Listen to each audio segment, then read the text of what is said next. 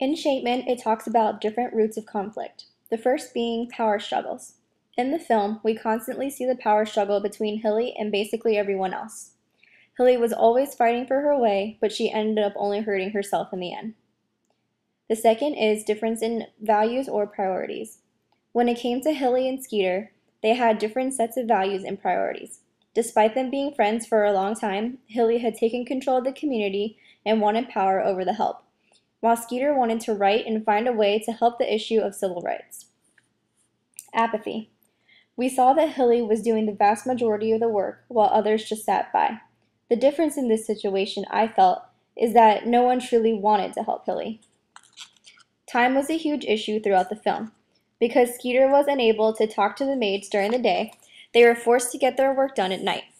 Also, we saw that Skeeter was under a time crunch when it came to getting her work in on time. Leadership style. Hilly was a terrible example of a leader.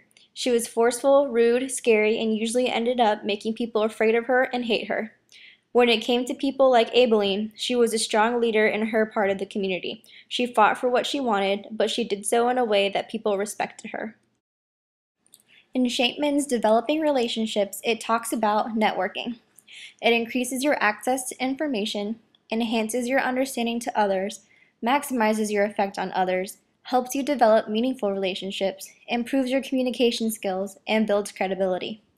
When it came to Skeeter, she knew that the idea of putting together these stories would not work unless she had the right resources. Starting with Abeline, Skeeter was able to recruit other maids, such as Minnie, who were able to help contribute and gain Skeeter some credibility.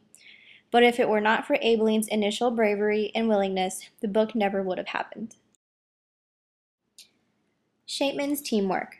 As we saw in the film, there were two different teams, the first being Hilly's and the second being Skeeter's. Hilly failed at accomplishing the crucial points of teamwork. Unlike Hilly, Skeeter, along with Abeline, were strong role models for the team that they had created. Abeline and Minnie invested time in the team, and together they were able to use their talents through Skeeter, and in the end, it strengthened the overall project. Shapeman's capitalizing on difference. Capitalizing on difference suggests that differences are seen as assets, not barriers. You learn for understanding and to strengthen individuals in the group or team. While Hilly used difference in a negative way, the help was able to use it to their advantage. Once the book was published, we saw that some of the people in Jackson were finally seeing the light. The help was able to use the book to show that they were just as equal as the white people.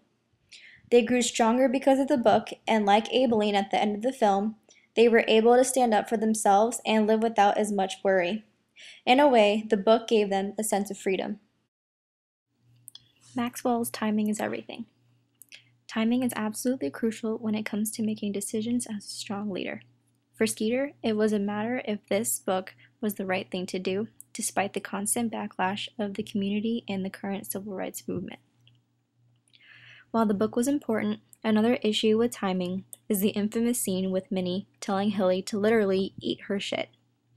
Had that happened at a different time, or never happened at all, Minnie would not have gotten the job with Miss Celia Foote. Maxwell's The Challenge of Leading Leaders. Leaders are hard to find, hard to gather, and hard to keep. I felt that the major leaders of the help were Abeline and Minnie. At first, Skeeter had a difficult time convincing Abeline that what they would be doing would be incredibly important to society. But once convinced and momentum began, Minnie was able to fully trust Abeline and Skeeter, and therefore the other maids began to gather and contribute to Skeeter's writings. While there were many ups and downs, when it came to writing the book, Skeeter was able to hold on to her strong leaders, Abeline and Minnie, and continue to reform the community. Maxwell's Developing Your Leadership Legacy. As for leaving a legacy, I think that there are many characters who had a strong impact on others. One of those characters was Constantine. While she did not have a major role, we instantly saw the legacy that she left behind simply by seeing how highly Skeeter thought of her and by the few short moments we were able to see. If not for Constantine, I believe that Skeeter would never have been inspired to write The Help.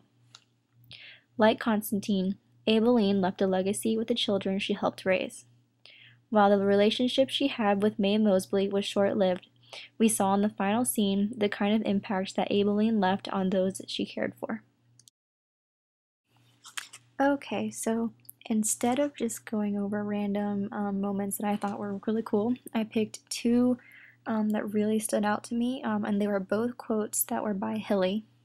The first one is when Hilly's maid comes in and asks her and her husband to loan her money so that both of her sons could go to college, and Hilly refused to give her money, and she says that basically that people who are well or who are able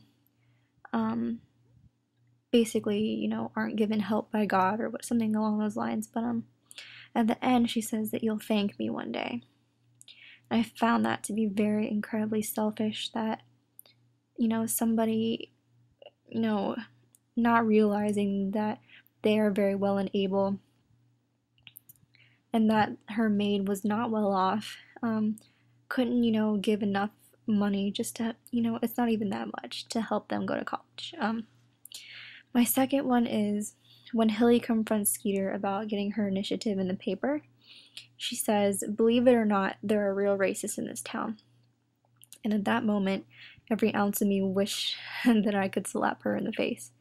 The fact that she couldn't even see her own actions and that she was so blinded by what she wanted and how she thought things should be. So yeah, those are the two moments that really stood out to me. Overall, this movie is absolutely one of my favorites. I've watched it many times before and I cry every single time. I think it was a really great movie to end off our videos with. I think there's so many strong moments in this movie and so many strong characters, and that people can really learn so much from this movie. And there's so many issues, you know, that are happening in the world, and I think this movie really goes through historical contexts and really just points out a lot of issues that are just important to really remember. So yeah, this is my last video. I mean, besides the final. I hope you guys enjoyed it and enjoyed the points that I brought up. And I hope you guys have a great summer. Bye!